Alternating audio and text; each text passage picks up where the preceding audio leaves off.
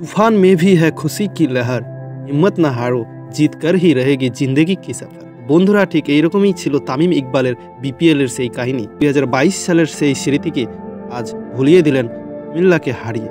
একরকমের প্রতিশোধ নিলেন তামিম ইকবাল। দুঃখের মধ্য দিয়ে যেমন সুখের পরিচয় পাওয়া যায়, তেমনি পরাজয়ের মধ্য দিয়ে জয়ের সূচনা হয়।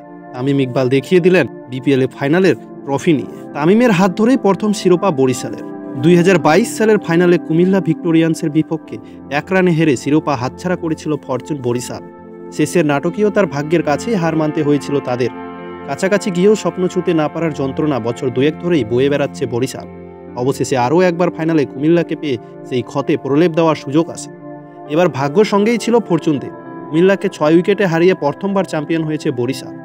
দলের মতোই অধিনায়ক হিসেবে প্রথমবার শিরোপা জয়ের স্বাদ পেলেন তামিম ইকবালও।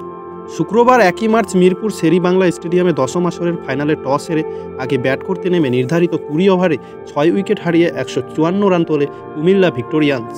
দলের হয়ে সর্বোচ্চ 38 রান করেন মাহিদুল ইসলাম।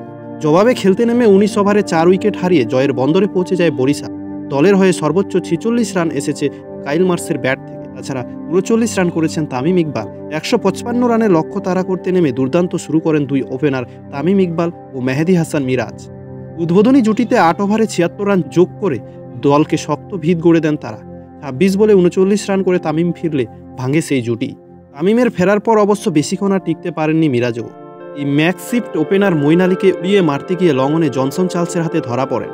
কাজঘরে ফেরার আগে তার ব্যাট থেকে এসেছে 26 বলে 29 রান। দুই ওপেনার ফেরার পর দলের হাল ধরেন মুশফিকুর রহিম ও কাইল মার্স। তাদের তৃতীয় উইকেট জুটিতে ওঠে 59 রান। মূলত এখানেই ম্যাচের নিয়ন্ত্রণ নেয় ফরচুনরা। মায়ার্স 30 বলে 46 রান করে ফিরে ভাঙে সেই জুটি। এরপর মুশফিকও কাটা পড়েছেন আনলাকি 13-এ। তবে জয় পেয়ে খুব একটা সমস্যা হয়নি বরিশালের। বাকি কাজটা সহজেই সেরেছেন মাহমুদুল্লাহ ও ডেভিড মিলার। মাহমুদুল্লাহ অপরাজিত ছিলেন 7 রান করে, আর মিলারকে 8 রান করে দলকে জিতিয়ে মাঠ ছাড়েন। এর আগে ব্যাট করতে নেমে ইনিংসের প্রথম ওভারেই উইকেট হারায় কুমিল্লা। পঞ্চম বলে কাইল মেয়ার্স ক্লিক করতে গিয়ে ফাইন লেগে ধরা পড়েন সুনীল নারিন। এই ক্যারিবিয়ান ওপেনার 4 বলে 5 রানের বেশি করতে পারেননি। নারিন দ্রুত ফেরার পর তাওহিদ হৃদয়কে সঙ্গে নিয়ে জুটি করার চেষ্টা করছিলেন লিটন দাস। তবে হৃদয় উইকেটে থিতু হয়েও ইনিংস বড় করতে পারেননি। ইনফর্ম এই ব্যাটার 10 বলে 15 রান করে সাজঘরে ফিরেছেন। হৃদয় ফেরার পর বেশিক্ষণ টিকতে পারেননি লিটনও। অধিনায়কের ব্যাট থেকে এসেছে 12 বলে 16 রান। 4-এ নেমে জনসন চার্লস আশা দেখালেও ইনিংস বড় করতে পারেননি। 15 রানে থেমেছেন এই ক্যারিবিয়ান ব্যাটার। দিন সুবিধা করতে পারেননি মঈন আলীও।